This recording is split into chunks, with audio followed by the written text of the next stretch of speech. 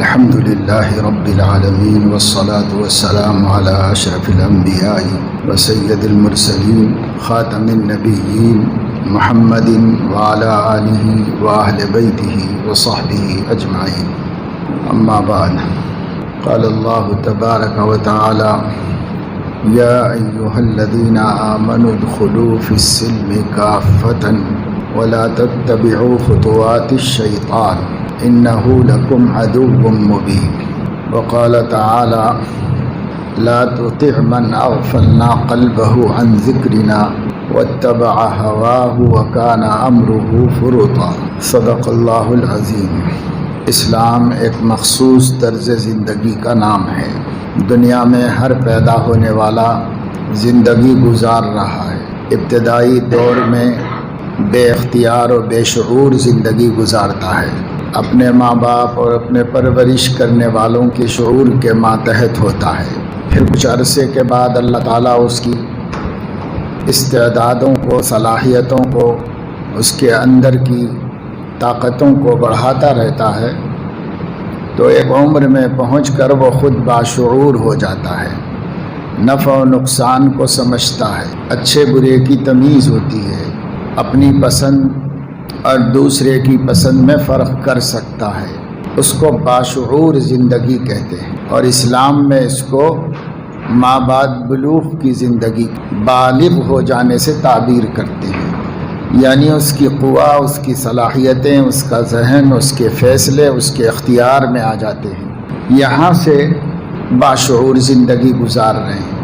اس سے پہلے ہر بندہ دوسرے کے شعور اور دوسرے کی پسند کے ماتحت زندگی گزارتا ہے، اور جب خود اس کا شعور پختہ ہو جاتا ہے اور اس کی سمجھ اور اس کی عقل فیصلے کرنے لگتی ہے، تو وہ اب اپنے شعور سے اور اپنے اختیار سے زندگی گزارتا ہے. جہاں سے بندہ اپنی پسند اور اپنے اختیار سے زندگی گزارتا ہے، وہاں سے کسی مخصوص زندگی کو گزارنے کا نام اسلام ہے. مخصوص کا مطلب یہ ہے کہ وہ شعور اور ادراک کے بعد بھی اپنی پسند سے زندگی نہیں گزارتا، بلکہ جس کو اس نے اپنا خدا تسلیم کیا ہے، جس کو اس نے اپنا معبود برحق تسلیم کیا ہے، اس کی پسند سے زندگی گزارتا ہے. اسلام اللہ تبارک و تعالی شانہ کی چاہت کے مطابق جینے کا نام ہے. جیتے تو سب ہیں دنیا میں، اور سب لوگ وہ سب کرتے ہیں جو مسلمان کرتا ہے، اور مسلمان وہ سب کرتا ہے جو غیر مسلمان کرتا ہے. کھانا پینا اس کے ساتھ ہے، کمانا اس کے ساتھ ہے، سونا جاگنا اس کے ساتھ ہے، صحت بیماری اس کے ساتھ ہے. سب لوگ زندگی گزار رہے ہیں، اور مسلمان بھی زندگی گزار رہا ہے.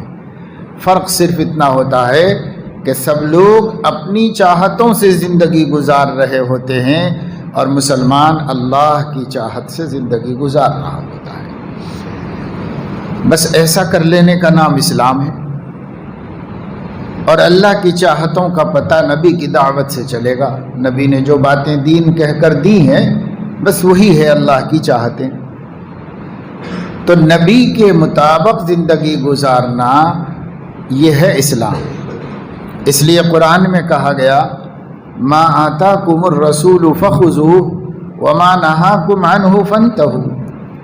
جو نبی تمہیں دیں، جس بات کا حکم دیں تو اس پر چلو، اور جس سے وہ منع کر دیں تو رک جاؤ، باز آ جاؤ.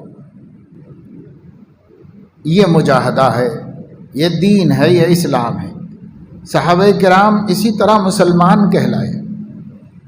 ان کا مسلمان ہونا یہی ہے کہ وہ جو نبی کہتے تھے قبول کر لیتے تھے، اور جس سے نبی منع کرتے تھے رک جاتے تھے. آج بھی اسلام اسی کا نام ہے، اور قیامت تک اسلام اسی کو کہتے ہیں، اور مسلمان اسی کو کہتے ہیں. جو نبی کہہ دے تو کرے، اور نبی روک دے تو رک جائے، اسی کو اسلام اور ایسا کرنے والے کو مسلمان کہتے ہیں. لیکن اب اس زمانے میں آہستہ آہستہ لوگوں کے اندر یہ چیز پیدا ہو گئی ہے کہ وہ یہ بات تو مانتے ہیں کہ اسلام نبی کی اطاعت کا نام ہے، لیکن اپنے لیے بعض مواقع میں اطاعت کو پسند کرتے ہیں اور بعض مواقع میں اطاعت کو پسند نہیں کرتے. اس کا اختیار کسی کو بھی نہیں. یہ اختیار تو خود نبی کو بھی نہیں کہ وہ جہاں چاہیں اللہ کی مانیں اور جہاں چاہیں نہ مانیں. ان کو بھی نہیں ہے اس کا اختیار. وہ بول بھی نہیں سکتے اللہ کے خلاف، وہ کر بھی نہیں سکتے اللہ کے خلاف. وہی کرتے ہیں جو اللہ فرماتا ہے اور وہی کہتے ہیں جو اللہ فرماتا ہے.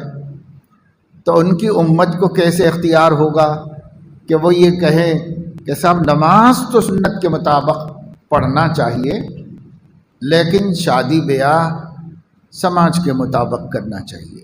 یہ تفریق کا کس نے ان کو حکم دیا ہے؟ حج تو اللہ کے قاعدے کے مطابق ایک ایک مسئلہ سیکھ کر کرنا چاہیے لیکن کاروبار جیسا مارکیٹ میں چل رہا ہے ویسا کرنا چاہیے.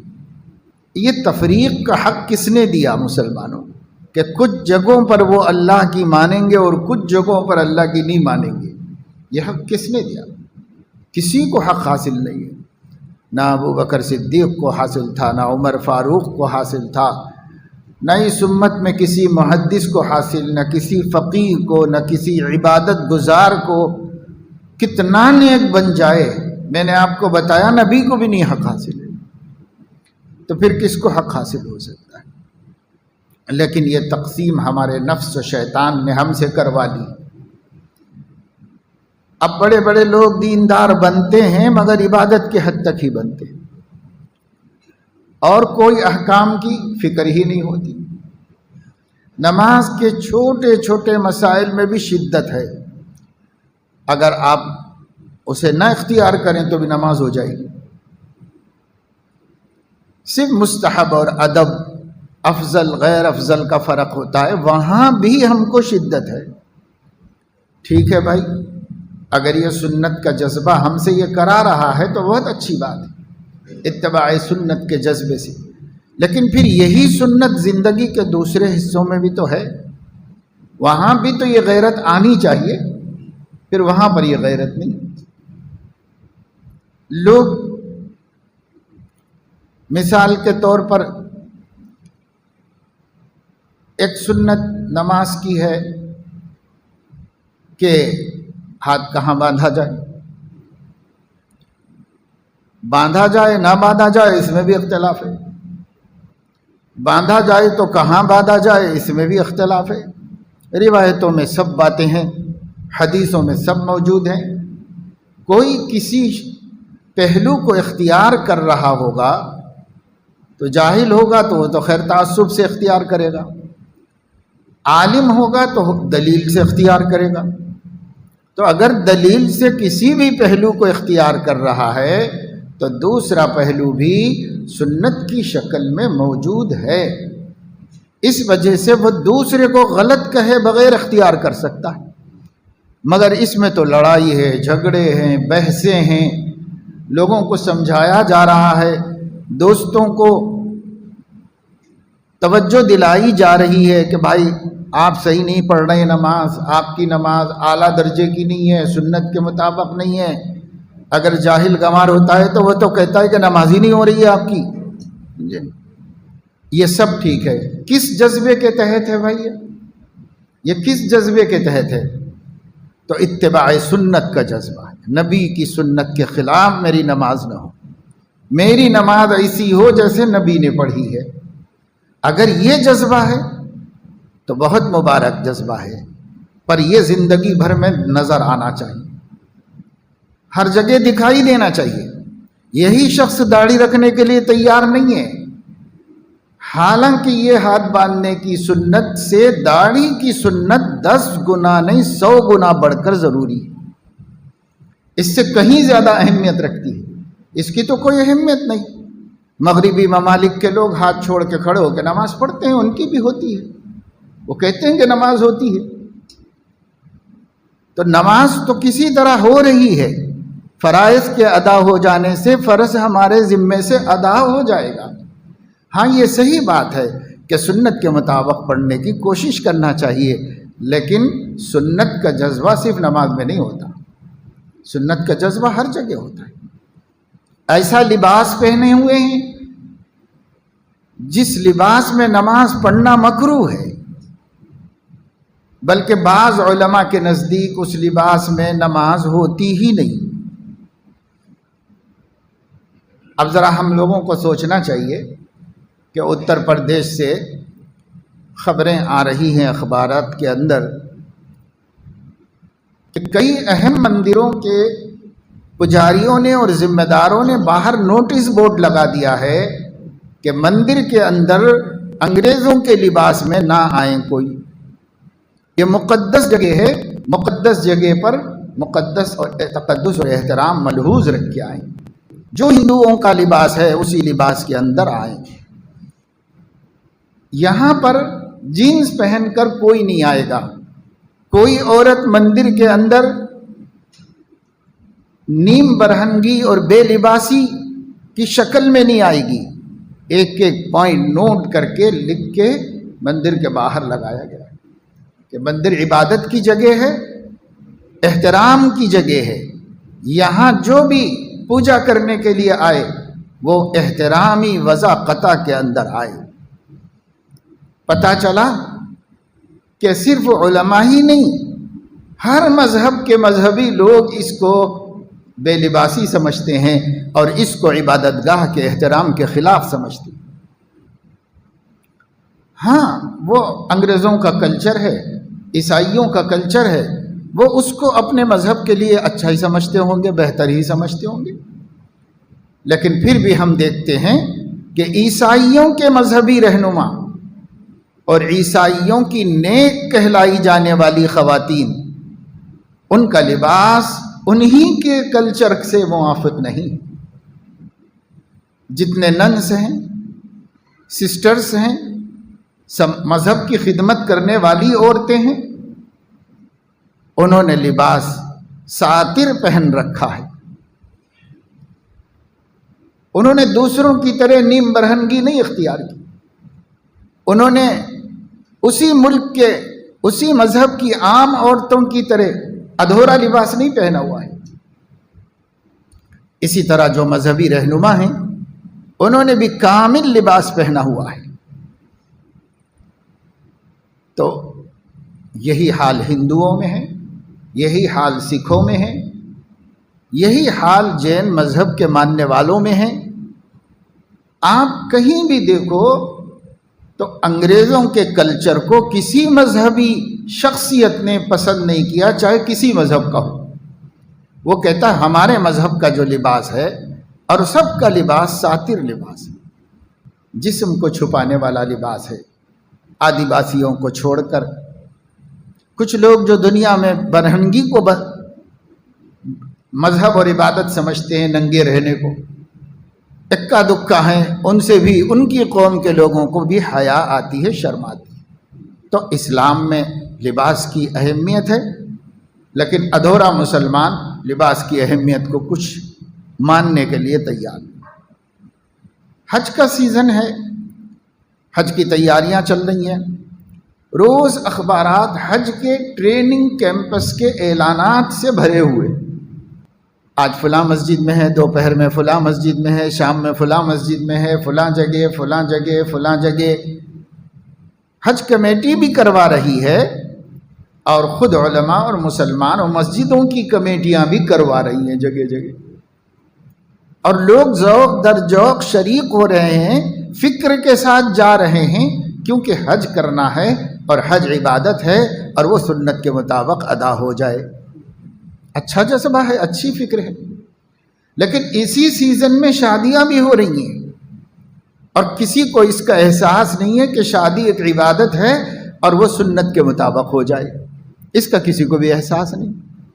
تو یہ تفریق کیا ہے کہ حج تو سنت کے مطابق ہونا چاہیے لیکن شادی سنت کے مطابق ہونے کی ضرورت نہیں ہے. نماز تو سنت کے مطابق ہونا چاہیے لیکن وضاقتہ اور لباس سنت کے مطابق ہونے کی کوئی ضرورت نہیں ہے. کاروبار سنت کے مطابق ہونے کی کوئی ضرورت نہیں ہے.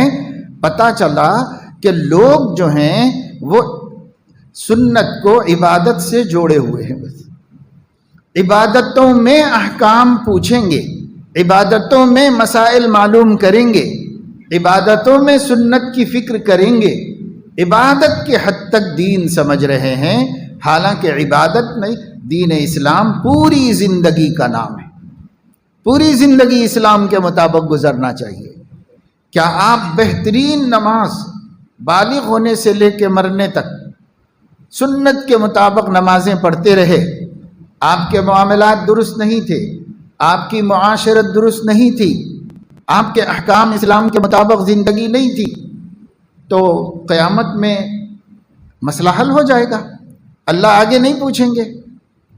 یہ تو ہے کہ اگر نماز صحیح ہوگی تو اللہ حساب میں سہولت پیدا کریں گے، لیکن یہ کہیں نہیں ہے کہ اللہ تعالیٰ حساب نہیں لیں گے بقیہ دین کا، بقیہ دین کا حساب نہیں لیں گے، ایسا کہیں نہیں۔ حساب تو اللہ پورا لیں گے، ہر چیز کا لیں گے، حقوق العباد کا حساب ہے، حقوق اللہ کا حساب ہے، سب حساب ہوگا آخرت میں، خاص طور سے اپنے معاملات و معاشرت کا، اس کا حساب ہے، لیکن ہم نہیں کر رہے۔ ہم لوگوں نے یہ سمجھا ہوا ہے کہ بس عبادت جب کرنا ہے تو شریعت اور سنت کے مطابق کرنا ہے، کیونکہ بھائی عبادت ہے، اللہ کی بندگی ہے، احکام سیکھنا چاہیے، احکام کے مطابق عمل کرنا چاہیے۔ ایسا نفس نے ہم کو پٹی پڑھا دیا۔ یہ تو صحیح ہے کہ عبادت اعلیٰ درجے کی بنانا چاہیے اپنی، لیکن اپنے عقائد بھی اعلیٰ درجے کے ہوں، معاملات بھی اعلیٰ درجے کے ہوں، معاشرت بھی اعلیٰ درجے کی ہو، اور ہمارے اخلاق بھی اعلیٰ درجے کے ہوں۔ سب نبی لائے ہیں اور سب کے بارے میں قیامت میں سوال ہے۔ اس لیے مسلمانوں کو بالخصوص ان دنوں میں اس طرف توجہ کرنی چاہیے کہ وہ جتنی شادی بیاہ کثرت سے خاندانوں میں ہو رہی ہے، چھٹیاں ہونے کی وجہ سے لوگ ان دنوں میں کر لیتے ہیں کہ عزیزوں قریبوں رشتہ داروں کے جڑنے جمع ہونے میں سہولت رہتی ہے، تو ٹھیک ہے، وہ سب مصلحتیں اپنی جگہ پر، لیکن شادی کریں کیسے، اس پر ہم غور نہیں کرتے۔ اس لیے میں نے کل ایک جگہ بتایا محفل نکاح میں کہ دیکھو بھائی، بسا اوقات نام بدلنے سے اس کام کا مفہوم بھی بدل جاتا ہے۔ ہم نام بدلتے ہیں، کام بھی بدل جاتا ہے۔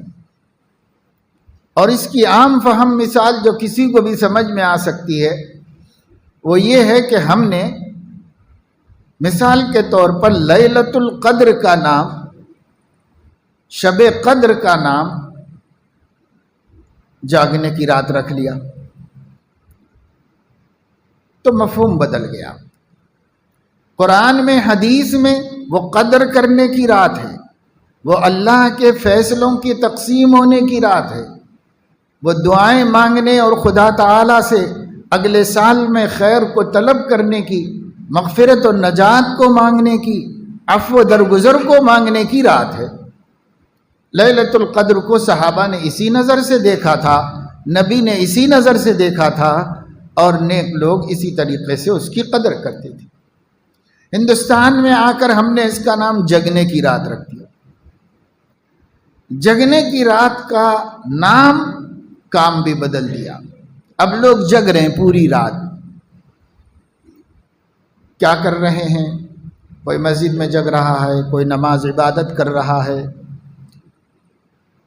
اور کوئی سڑکوں پہ جاگ رہا ہے، کوئی چبوتروں پہ جاگ رہا ہے، کوئی ہوٹلوں میں جاگ رہا ہے۔ پوری رات حکومت نے بھی کہ بھئی ان لوگوں کی جگنے کی رات ہے، سب بازار کھلا رکھو، ہوٹلیں کھلا رکھو، کوئی پابندی نہیں، کیونکہ یہ مسلمانوں کے جگنے کی رات ہے، ان کو جگنا ہے۔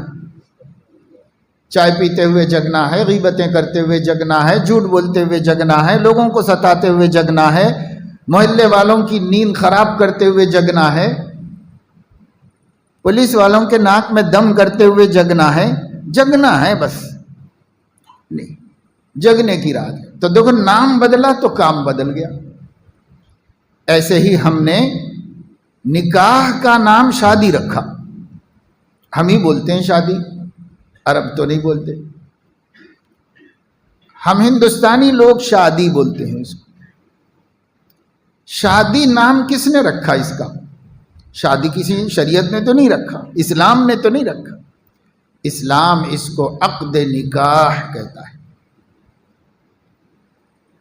معاملت طے ہونے کا ایک سبب اور ذریعہ ہے۔ نکاح اسلامی لفظ ہے، آپ بھی جانتے، سب جانتے ہیں۔ کسی سے پوچھے کہ بھئی نکاح کیا ہے تو بولیں گے کہ شادی کرنے کو نکاح کہتے ہیں۔ تو نکاح اس کا اسلامی نام ہے، اور یہ نکاح دو فریق کے درمیان میں معاہدہ کے بعد ہوتا ہے، اس لیے نکاح کے معاہدے کو عقد کہتے ہیں۔ تو عقد نکاح، نکاح کا معاہدہ، نکاح کا معاملہ، اس کو عقد نکاح کہا جاتا ہے۔ اگر یہی نام ہوگا تو جب تک یہ نام تھا اور یہی کتابوں میں لکھا ہوا ہے، یہی حدیثوں میں آیا ہے، ہر حدیث کی کتاب میں کتاب النکاح ہے۔ اگر شادی کے بارے میں جتنی حدیثیں ہیں اس کا ٹائٹل ہے کتاب النکاح، کہیں بھی شادی نہیں۔ شادی اردو زبان میں شادی خوشی کو کہتے ہیں، عربی زبان میں فرح کہتے ہیں، اس کو مسرت کہتے ہیں۔ تو کہیں بھی کسی فقیہ نے فقہ کی کتاب میں، کسی حدیث کی کتاب میں کتاب الفرح نہیں لکھا ہوا ہے، ہر جگہ کتاب النکاح لکھا ہوا ہے۔ تو اسلام کا جو تصور ہے وہ ذمہ داریوں کی طرف توجہ دلاتا ہے، اور جو شادی کے نام سے تصور ہے وہ ذمہ داریوں سے فرار کی طرف لے جاتا ہے، ذمہ داریوں سے غافل بنانے کی طرف لے جاتا ہے۔ شادی کا تصور جو ہم نے نام رکھا ہے شادی، فارسی زبان کا لفظ ہے، اردو میں اس کو کہتے خوشی۔ تو شادی ہے تو بھائی خوشی کا دن ہے، خوشی ہے، ایک ضروری کام ہوتا ہے تو خوشی ہوتی ہے، خوشی کا ہونا الگ بات ہے، لیکن اس کا نام اسلام نے شادی نہیں رکھا، اس کا نام اسلام نے نکاح رکھا۔ نکاح کیا ہے؟ ایک آدمی کا کسی دوسرے کی بیٹی کو اس کی تمام تر ذمہ داریاں قبول کر کے، مہر ادا کر کے اپنے لیے حلال کر لینا، اس نامحرم کو اپنے لیے محرم بنا لینا، اللہ کا نام لے کر ذمہ داریوں کو قبول کر کے۔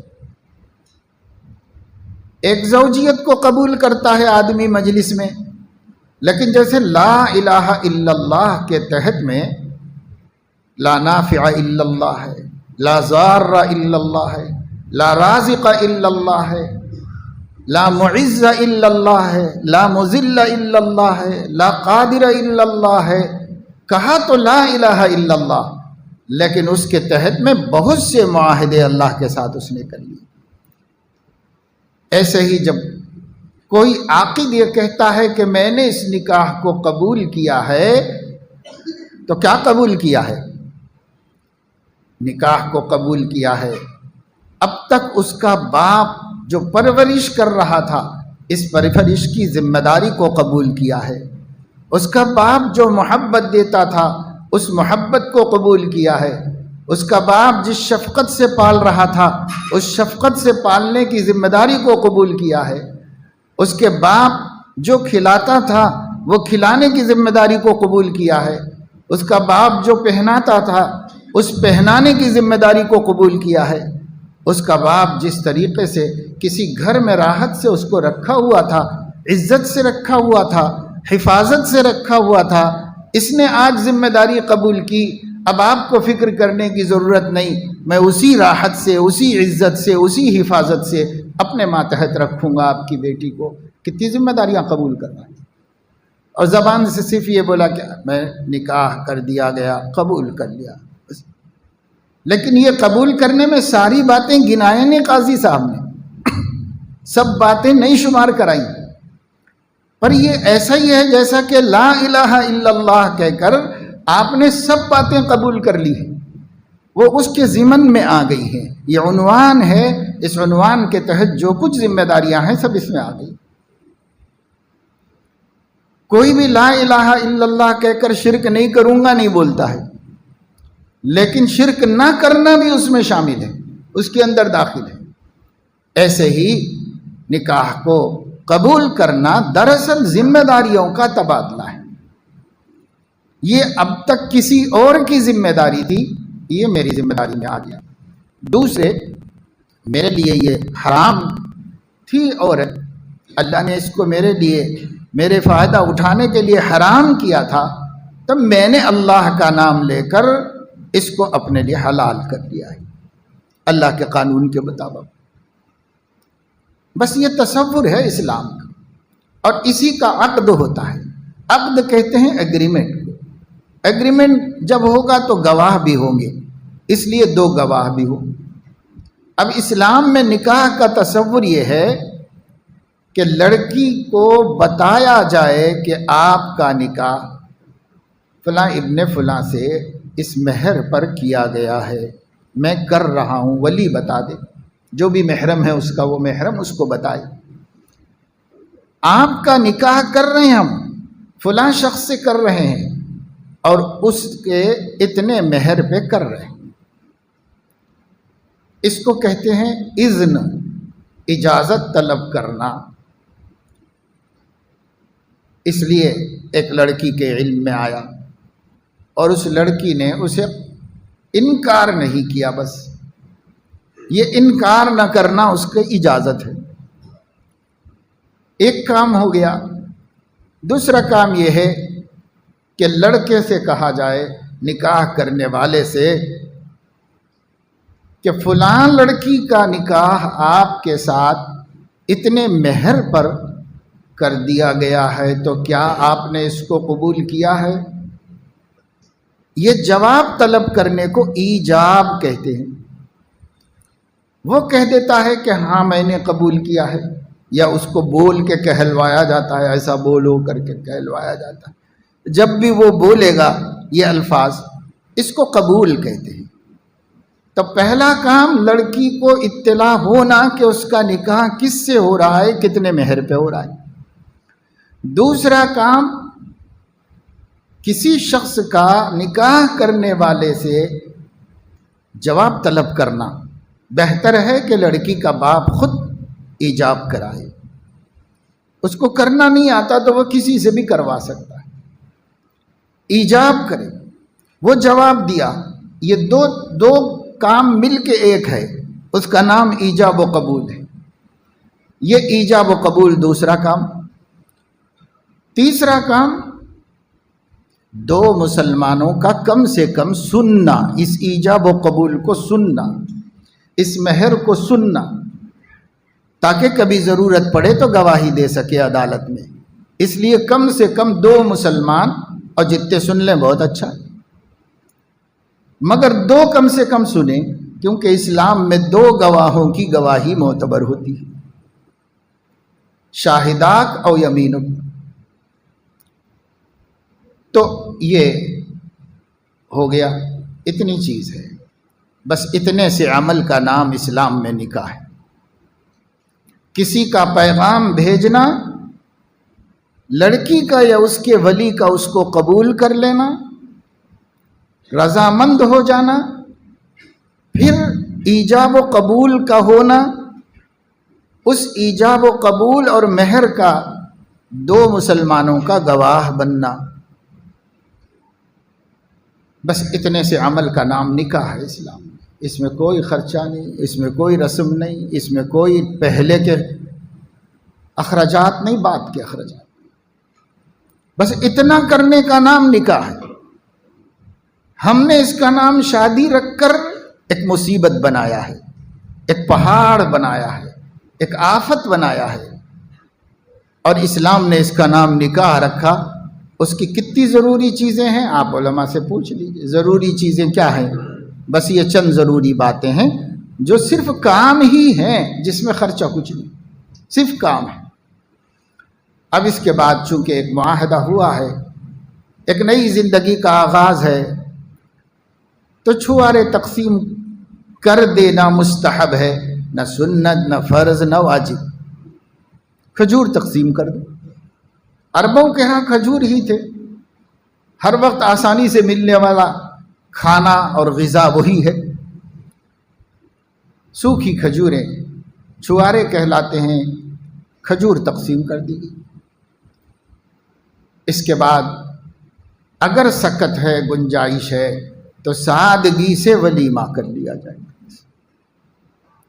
نہیں ہے تو وہ سنت ہی تو ہے، کوئی واجب و فرض تو نہیں۔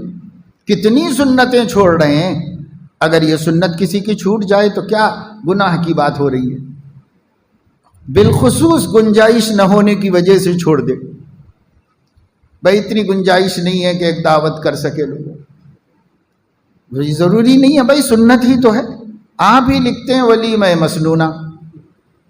ولیمہ مسنونہ کا کیا مطلب ہے؟ کہ سنت کام، نہ واجب نہ فرض، نہ کرے تو نکاح پہ کوئی اثر نہیں پڑتا،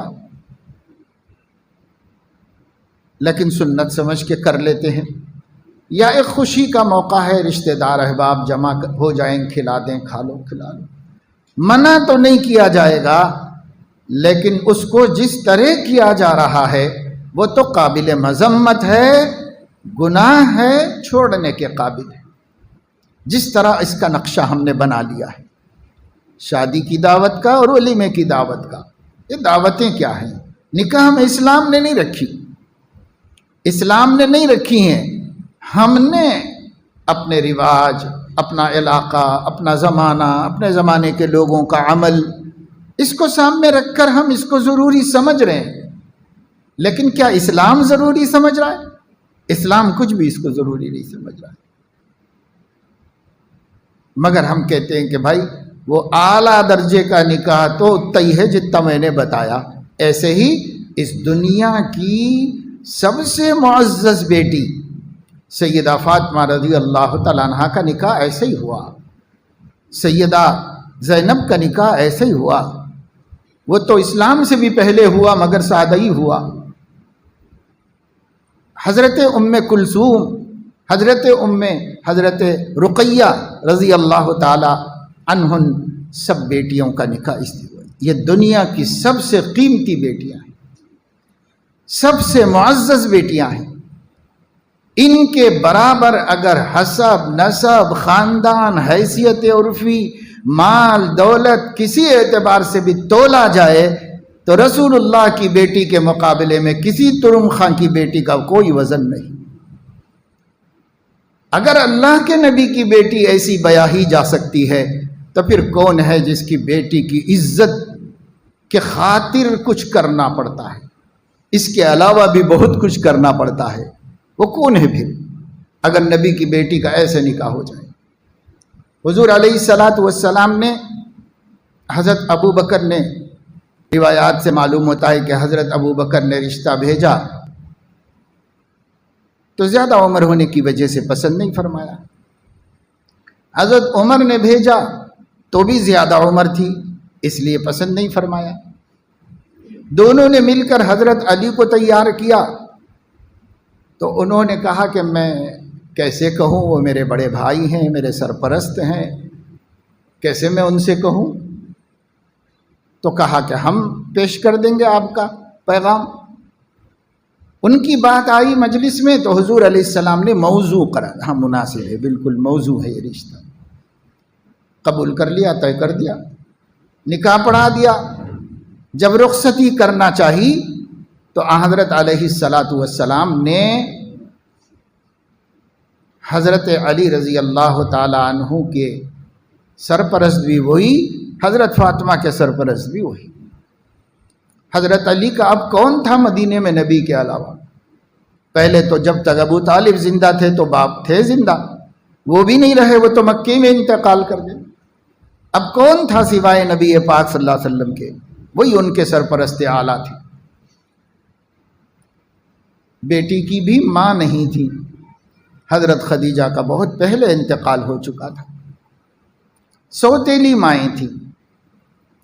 حضرت علیہ السلام نے اپنی دو زوجہ سے فرمایا کہ دیکھو فاطمہ کی رخصتی کر دینا چاہتا ہوں میں، اس کا حجرہ تیار کر دو۔ تو دونوں گئے، حضرت علی کا جو کمرہ تھا اس کمرے میں جھاڑو لگائی، پانی چھڑکا، فرشی تھی نہ کچھ تھا، مٹی کی دیواریں تھیں، مٹی کا چھت تھا، اس میں جھاڑو لگائی، پانی چھڑکا، کونے میں ایک لکڑی کھڑی کر دی کپڑے ڈالنے کے واسطے، اور مٹکے میں پانی بھر کے رکھ دیا، گھر پر ٹاٹ کا پردہ ڈال دیا، باہر بھی تھوڑا سا پانی چھڑک دیا، واپس آ کر اطلاع کی کہ یا رسول اللہ دلہن کا حجلہ عروسی تیار ہو چکا ہے، آپ رخصتی فرما سکتے ہیں۔ خود ہی حضرت علیہ السلام رات کو اپنی بیٹی کو لے جا کے اس کمرے میں چھوڑ دیے۔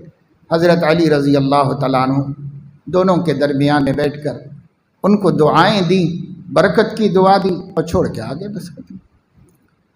ابھی جو ہم لوگ کہتے ہیں کہ جہز رسول اللہ صلی اللہ علیہ وسلم، یہی لفظ آیا حدیث میں، حضرت علی نے اپنے نکاح کا قصہ سنایا، اس میں یہ کہا کہ جہز رسول اللہ صلی اللہ علیہ وسلم، حضور علیہ الصلاۃ والسلام نے سامان نکاح تیار کیا اپنی بیٹی کی رخصتی کے واسطے، تو ایک کھاٹ اور اس پر ایک تکیہ جس میں کھجور کی گودا جو ہوتا ہے، کھجور کی گھاس جو ہوتی وہ بھری ہوئی، اور ایک چکی آٹا پیسنے کے واسطے، ایک مٹکا پانی رکھنے کے واسطے حضرت علیہ السلام نے یہ جہیز دیا تھا اپنی بیٹی۔ اس جہیز کے نام پر وہ سارے خرافات ہو رہے ہیں جو آج امت مسلمہ جہیز کے نام سے کر رہی ہے۔ یہ جہیز ہے جو حضور علیہ السلام نے دیا تھا۔ کیا مطلب؟ اب اس گھر میں پکے گا، اس گھر میں ہی کھائیں گے لوگ، لہٰذا اس گھر میں کھانا پکا لینے کی ضرورت کی چیزیں، بس بستر بھی کیا تھا، جو میسر ہوا وہ دے دیا حضور علیہ السلام۔ ہم کہتے ہیں آپ اچھا سا بستر دے دو اپنی حیثیت کے مطابق، اچھا سا پلنگ دے دو، کپڑے رکھنے کے لیے کوئی الماری دے دو، لیکن ہم نہیں ماننے کے لیے تیار ہیں۔ ہم کہتے ہیں کہ سرما دانی بھی ہونا چاہیے، پاندان بھی ہونا چاہیے، اور یہ بھی ہونا چاہیے اور وہ بھی ہونا چاہیے، جسے عمر بھر میں کبھی کام نہ آئے وہ بھی ہونا چاہیے، کیونکہ زمانے کا رواج ہے۔ ہمیں نبی کی سنتوں سے کیا لینا دینا ہے؟ ہم کو زمانے کے رواج پہ چلنا ہے، ہم کو زمانے کے طریقے پہ چلنا ہے۔ یہ ہے، کوئی عورت ماننے کو تیار ہے؟ آج جا کے دیکھو بیگم بازار میں اور عثمانیہ بازار میں بیٹھی بھی ہے، ایک ایک اپنی چٹی میں سے نکال کے ایک چیز جمع کر رہی، کام ہی آنے والی، اتنے سر کا بگونا، اتنے سر کا بگونا، اتنے سر کا، ارے بابا فی الحال تو دونوں ہی کھائیں گے، اور اگر آباد گھر میں جا رہے ہیں تو وہاں تو کافی دنوں تک ان کو پکانا بھی نہیں ہے، کھانا بھی نہیں، جو بھی ان کے سسرال میں ہوگا وہی کھائیں گے، وہی لوگ کھلائیں گے، بڑے لوگ کھلائیں گے، پکانا بھی نہیں ہے ان کو۔ لیکن آج ہی ہونا چاہیے، کیونکہ ذہن یہ بن گیا ہے کہ جو دینا ہے آج دے دو، آج کے بعد کچھ بھی دینا نہیں۔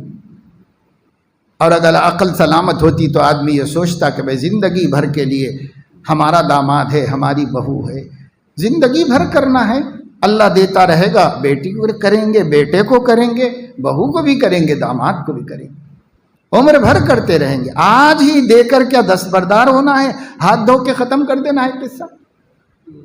جو ایسا سوچ رہے ہیں وہ آج ہی کرنا چاہ رہے ہیں، جو کرنا چاہ رہے ہیں، بس اس کے آگے کچھ نہیں۔ آگے مصیبت بھی آ جائے تو کوئی پوچھنے والا نہیں، آگے کوئی پریشانی ہو جائے تو کوئی رحم کرنے والا نہیں، سب آج کر دینا ہے، بس ختم۔ یہ سب تصورات میرے عزیزوں باطل تصورات ہیں جو ہم نے بنائے ہیں، نہ اللہ نے، نہ اللہ کے نبی نے، کسی نے بھی نہیں۔ اسلام بہت سمپل نکاح دیا ہے، اب آپ اس کو شادی کہہ لو کہ نکاح، لیکن ہے اتنا ہی کام کرنے کا۔ اور اگر اتنا کام ہم کر رہے ہیں، اسی طریقے سے کریے، اس کو سنت کہتے ہیں۔ کارڈ میں لکھنا کافی نہیں ہے، ہر کارڈ پہ لکھا ہوا ہے النکاح من سنتی، پہلے سے ہی چھپا ہوا ہے، وہ آپ چھپانے کی بھی ضرورت نہیں، پہلے سے ہی چھپا ہوا ہے۔ لیکن چونکہ ایک خوبصورت ڈیزائن میں چھاپ دیا ہے تو کوئی اس کو پھول سمجھ کے چھوڑ دیتا ہوگا، پڑھتا ہی نہیں اس کو کوئی۔ پڑھو، پہلا لفظ یہی لکھا ہوا ہے، بسم اللہ الرحمن الرحیم، النکاح من سنتی، نکاح میری سنت ہے، نبی کی سنت ہے تو نبی کی سنت ہی پر اس کا تکمیلہ ہوگا۔ آگے کھولیے، آگے کھولی تو لکھا ہوا ہے کہ میرے بچے کا عقد مسنون، عقد مسعود، نکاح مسنون، بس اسی میں سے کوئی لفظ اندر لکھا ہوا. پھر ولیمے کا کارڈ رکھا ہوا ہے تو میرے بچے کا ولیمہ مسنونہ. ہم کو اپنے نکاحوں کو مسنون کہتے ہوئے، ہم کو اپنے ولیموں کو مسنونہ کہتے ہوئے اللہ سے اور نبی سے حیا آنی چاہیے، شرم آنی چاہیے. نام سنت کا دے رہے ہیں اور کر رہے ہیں ساری خرافات اول سے آخر تک. کوئی گناہ ایسا نہیں ہے جو شادی میں نہیں ہو رہا، ہر گناہ کر رہے ہیں. بعض علماء تو انہوں نے کاؤنٹ کر کے جمع کیا ہے. ایک جگہ پوری تفصیل بنائی گئی، جیسا آپ لوگوں کو بازار کے اندر پوری تفصیل ملتی ہے، چھپی ہوئی جہیز کی لسٹ، چھپی ہوئی لسٹ. آپ اس پہ ٹک کر کے دے دو، بس یہ چاہیے، یہ چاہیے، یہ نہیں چاہیے، یہ چاہیے، پوری لکھ کے امکانی درجے میں ہر چیز لکھی ہوئی ہے اس میں. نمبر 1 قرآن کریم، نمبر 2 مصلی، نمبر 3 فلاں فلاں سے شروع ہو کر الا بلا جتنی چیزیں مانگنا بھکاری پن ہے، ذلت ہے، رسوائی ہے، سب اس میں لکھو. اتنے جوڑے چپل، اتنے جوڑی چوڑیاں، اتنے جوڑا یہ، اتنے یہ سب لکھو. تیار مارکیٹ میں ہے، جا کے لانا ہے. لڑکی والے پوچھ رہے ہیں کہ آپ لوگوں کا کیا ڈیمانڈ ہے. اچھی بات، ہم لوگ جا کے بھیجتے ہیں، جا کے بازار سے لاؤ، ٹک لگا کے سب بھیجو، یہ پورے چاہیے. اس کے پاس بھیج دیے جاتے ہیں. یہ کیا ہے صاحب؟ جیسے چورستے کے اوپر ہندو مرد، ہندو عورتیں داڑھی رکھ کے، ٹوپی لگا کے، برقع پہن کر مسلمانوں کے کلچر میں اللہ کے نام پہ دے دو، خدا تمہارا بھلا کرے گا بول بول کر مانگ رہے ہیں، اس بھکاری میں اور یہ جہیز کی لسٹ بھیجنے والے بھکاری میں ایک رتی کے برابر فرق نہیں ہے. دونوں اسی درجے کے بھکاری ہیں، بلکہ وہ تو غریب محتاج ہوگا، یہ تو اس سے بھی بدتر بھکاری ہے جو یہ کہہ رہا ہے کہ یہ بھی دے دو تو ٹھیک ہے، یہ بھی مناسب ہے، یہ بھی چلتا، مگر دے دیے تو اچھا ہے. کیا بھیک ہے؟ کیسی کمینگی ہے یہ؟ عزت کو نکال کے سائڈ میں رکھ کر وہ لکھتا ہے. تب وہ اپنی عزت کو بھی نہیں جانتا کہ میں کوئی معزز آدمی ہوں، اپنے کو ذلیل بھکاری فقیر بنا کر لکھتا ہے کہ یہ چاہیے. اور اپنی بیویوں کو بھیجتا ہے، اپنی عورتوں کو بھیجتا ہے کہ جاؤ مانگ کر کے لے کے آؤ. یہ سب اسلام میں ہے کیا؟ کرو بھائی. کہتے بھائی صلہ رحمی ہے، بنیادی ضرورت کی چیزیں کر لو. علماء نے اس میں سختی نہیں کی. بنیادی ضرورت کی چیزیں کرنا ہے تو کر لو. اعلیٰ درجہ یہ ہے کہ لڑکا خود کر لے. لیکن اگر وہ اس کا اہل نہیں ہو اور لڑکی کے والدین کر سکتے ہو تو چلو، اپنی بیٹی ہے، اپنی بیٹی کی سہولت و راحت کے لیے کرتے ہیں. تو اسلام ضرورت کے حد تک منع نہیں کرتا. جیسے حضور علیہ السلام نے نہایت ضروری چیزوں کا انتظام فرما دیا تھا. اتنا ضروری چیزوں کا انتظام کرو، کوئی گناہ نہیں. لیکن اس کے لیے دکھاوا، حیثیت عرفی، تماشا، ظلم، زیادتی، بھیک مانگنا اور وغیرہ اور وغیرہ. کئی لوگ ایسے ہیں کہ ان کے 2-3 بچے ہیں، گھر مختصر سا ہے یا کرائے کا ہے اور رہتے سب اسی کے اندر ہیں، تو سامان رکھنے کو بھی جگہ نہیں.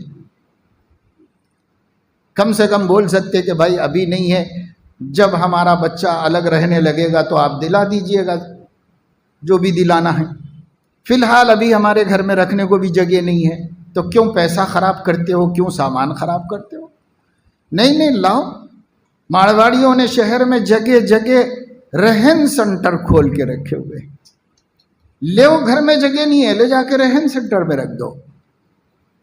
وہ 3 لاکھ روپے خرچ کر کے سامان آپ کو دیا ہے، آپ رہن سنٹر میں لے جا کے 1 لاکھ میں رکھا کے آئے. اور وہ 1 لاکھ اس لیے کہ شادی کے بعد کے رسومات کرنا ہے، وہ رسومات کرنے کے لیے لے کے آئے ہیں آپ. تو کیسے مسلمان نادان ہو گئے، ناسمجھ ہو گئے، اور کیوں کر مسلمان ایسی حرکتیں کر رہے ہیں جن سے ان کی معیشت تباہ ہے، ان کی زندگی برباد ہے۔ ایک واقعہ میں آپ کو سناتا ہوں۔ بہت بڑے عالم دین گزرے ہیں حضرت مولانا مفتی محمود حسن صاحب رحمۃ اللہ علیہ، ہندوستان میں اپنی حیات میں فقیہ الملت کہلاتے تھے، بہت بڑے مفتی تھے۔ ساؤتھ افریقہ گئے ہوئے تھے، وہاں انتقال ہو گیا، وہیں پر مدفون ہیں، لیکن ہیں ہندوستان کے بہت بڑے عالم، ساری زندگی یہیں گزری دین کی اشاعت میں تعلق۔ تو وہاں میل وشارم میں حضرت تمل ناڈو کے ایک شہر میں ایک بڑی مسجد میں ایک رمضان میں معتکف تھے۔ سینکڑوں لوگ ان کے ساتھ اعتکاف میں تھے۔ بستی کے بہت سارے لوگ شادی نکاح بچوں کے بچیوں کے کرنا چاہتے تھے، تو ان لوگوں کی خواہش یہ تھی کہ بڑے بزرگ آئے ہوئے اللہ والے ہیں، ان سے پڑھا لیں۔ خواہش ہوتی ہے لوگوں کی ان کی دعا مل جائے گی، تو جا کے گزارش کرتے تھے کہ حضرت ہماری بچی کا نکاح پڑھا دیجئے، ہمارے بچے کا نکاح پڑھا دیجئے۔ تو فرماتے تھے کہ لکھ کر دو کہ نہ شادی سے پہلے کوئی رسم کرو گے، نہ شادی کے بعد کوئی خلاف سنت کام کرو گے، نکاح اور ولیمہ دونوں سنت کی روشنی میں کرو گے، یہ لکھ کر کے دو مجھے، تو پڑھاؤں گا۔ اچھا موقع ہے، ایسا کرنا چاہیے۔ جب آدمی اپنی گرفت میں آ جائے تو اس کا فائدہ اٹھا کر اس کو دین پہ لانا چاہیے۔ حضرت یوسف علیہ السلام سے خواب کی تعبیر پوچھنے کو لوگ بے چین ہو گئے تھے اور یہ کہہ رہے تھے کہ آپ کے علاوہ کوئی نہیں بتا سکتا۔ اسی کا فائدہ اٹھا کر حضرت یوسف نے پہلے توحید کی دعوت دی اور شرک کی مذمت بیان کی اور توحید کی دعوت دی۔ قرآن پڑھو، قرآن میں موجود ہے۔ پہلے خواب کی تعبیر نہیں بتائی، بھائی اس وقت آ گئے ہیں، ہمارے قبضے میں ہیں یہ لوگ اور بہت ہمارے سے جواب سننا چاہ رہے ہیں، اس کا فائدہ اٹھاؤ۔ اس لیے ان کو توحید کی دعوت دی اور شرک کی نفرت بٹھائی دلوں میں، اور اس کے بعد حضرت یوسف نے خواب کی تعبیر بتائی۔ اگر کوئی ہمارے پاس عقیدت مند بن کے آئے اور ہم سے اپنا کوئی کام نکالنا چاہتا ہے تو ہم اس سے اللہ کا کام نکال لیں، اللہ کا کام نکال لیں، اپنی کیا غرض نکالیں، اللہ کا کام نکل جائے، اللہ کے دین کی نصرت ہو جائے۔ حضرت نے شرط رکھی، لکھ کے دینا پڑے گا کہ کوئی رسومات نہیں کریں گے تو میں پڑھاؤں گا۔ لوگوں کو تمنا تھی، لکھ کے دیتے رہے اور حضرت اپنے پاس رکھتے رہے۔ تو آخری عشرے میں روزانہ تھوڑے تھوڑے کر کے حضرت نے نکاح پڑھائے، 300 نکاح پڑھائے۔ اور وہ شہر تاجروں کا شہر ہے، وہاں کے ایک بہت بڑے تاجر اسی مسجد کے متولی، جنہوں نے اس سے پہلے اپنے ایک بیٹے کا نکاح کیا تھا تو صرف بچے کے استادوں کو بلانے پر ٹکٹ 7 لاکھ روپے کا لگایا تھا۔ صرف بچے کے استادوں کو بلایا تھا ٹکٹ لگا کر دے کر کے، اب خرچ کتنا کیا اس کا کوئی اندازہ نہیں، بے حساب لاکھوں لاکھ کا خرچ کیا، کوئی تقریباً 15-20 سال پہلے کی بات۔ لیکن اپنے بچے کا نکاح بھی وعدے کے مطابق مسجد میں حضرت سے پڑھوا لیا اور افطاری بھیج کر ولیمہ کر دیا، مسجد میں روزے داروں کو افطاری بھیج کر ولیمہ کر دیا۔ اب بالکل سادگی سے نکاح ہو گیا، کوئی خرچ نہیں کیا۔ 60 لاکھ روپے ان کی شادی کے لیے رکھے تھے انہوں نے، لیکن 60,000 روپے بھی خرچ نہیں، سنت پر عمل کرنے کی برکت سے۔ انہوں نے ہی بتایا کہ میں تخمینہ لگایا بستی کے یہ 300 نکاح جو 10 دن میں ہوئے ہیں، اس میں بستی کے مسلمانوں کا کتنا پیسہ خرچ ہوا۔ 15-20 سال پہلے کی بات ہے، 7 کروڑ روپے بچے مسلمانوں کے، 7 کروڑ روپے مسلمانوں کے بچے۔ آج تو حیدرآباد میں ایک ایک ولیمے میں خرچ ہو رہے ہیں، 1-1 کروڑ روپیہ خرچ ہو رہا ہے۔ کیا کیا ہو رہا ہے بس بیان کرنے سے بھی شرم آتی ہے کہ مسلمانوں کی کیا کیا حماقتیں بیان کی جائیں۔ میرے دوستو، اللہ پاک اپنے کرم سے ہمیں ہدایت دے، توفیق نصیب فرمائے۔ کم سے کم اللہ کو خوش کرنے کے لیے نہ صحیح اس ملک کے برے حالات میں اپنی روزی روٹی اور اپنی معیشت کو برباد ہونے سے بچانے کے لیے بھی اگر مسلمان عقل مندی سے کام لے اور صرف شادیوں کی رسومات کا پیسہ بچا لے، بس شادی سے پہلے سے سلسلہ شروع ہوتا ہے، جا کے سمجھاؤ، ہاتھ جوڑو تو بھی نہیں بھائی میری خواہش ہے، نہیں بھائی گھر والے نہیں مان رہے، وہاں سے شروع کرنا ہے۔ اب آج کل خطبہ اور منگنی یعنی بچی کو اپنانا، اس کے واسطے بھی بڑا شادی خانہ لے کر کافی بڑی دعوت کر کے اس دعوت میں کیا ہو رہا ہے صاحب؟ تو انگیجمنٹ کے لیے دعوت، کیا کیسے ہماری سمجھ کے اوپر ماتم کیا جائے؟ کیوں کر رہے مسلمان ایسا؟ ہر زاویے سے اس ملک میں مسلمان کو سائیڈ پر کیا جا رہا ہے، مسلمان کو نظر انداز کیا جا رہا ہے، مسلمانوں کو معیشت کے راستے بند کرنے کی پلاننگ کی جا رہی ہے، مسلمانوں کے ٹھیلے منڈی پہ فروٹ بیچ لینے پر بھی اعتراض ہے، مسلمانوں کی مزدوریوں پر بھی اعتراض ہے کہ اتنا کما رہے، اتنا کما رہے، اتنا کما رہے مسلمان۔ کیوں ہو رہا ہے اعتراض؟ اس لیے کہ یہ جو دکھا رہے ہیں نا ہم شادی خانوں میں، یہ دیکھ کے اعتراض ہو رہا ہے کہ اتنا پیسہ کہاں سے لا رہے ہیں لوگ، اتنا پیسہ کہاں سے لا رہے ہیں؟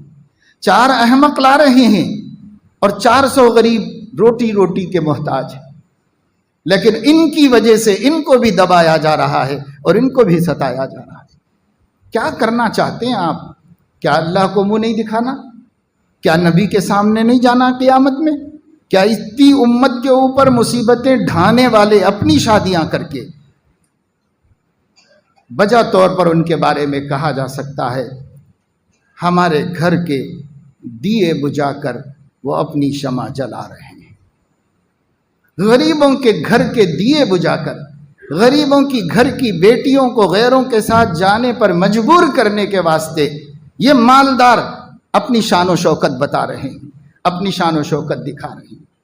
غریب کی بیٹی کہہ رہی ہے ہمارے گھر کے دیے بجھا کر وہ اپنی شمع جلا رہے ہیں۔ یہ آہیں آپ کو کام آئیں گی؟ یہ آہیں آپ کی بیٹی کے رشتہ دار زندگی میں کام آئیں گی؟ ذرا غور کرو، سوچو۔ اب تو اتنے نیچے اتر کر کہہ رہا ہوں، اللہ کے لیے نہ صحیح، نبی کے لیے نہ صحیح، دین کے لیے نہ صحیح، آخرت کے لیے نہ صحیح، اس دنیا میں اپنی مفاد اور اپنی مصلحت کے لیے اپنا پیسہ بچاؤ اور اسے ڈھنگ سے خرچ کرو، ضرورت کے موقع کے لیے، آڑے وقتوں کے لیے اٹھا کے رکھو۔ اللہ مجھے آپ کو سب کو توفیق عمل نصیب فرمائے۔